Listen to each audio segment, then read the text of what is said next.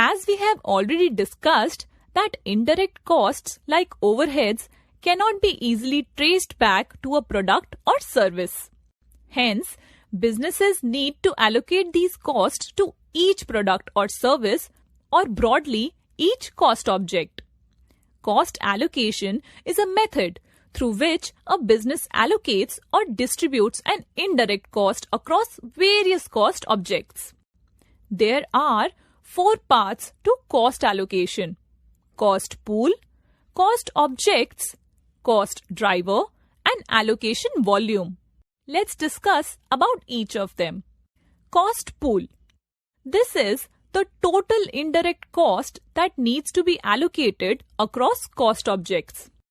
Cost objects, as we already know, is divided into direct and indirect cost. Cost driver is defined as some attribute or characteristics that we can measure for each cost object. Allocation volume is the aggregate of the cost driver amounts across all cost objects. The steps in cost allocation are determined by overhead rates. The overhead rate is the amount in the cost pool divided by the allocation volume.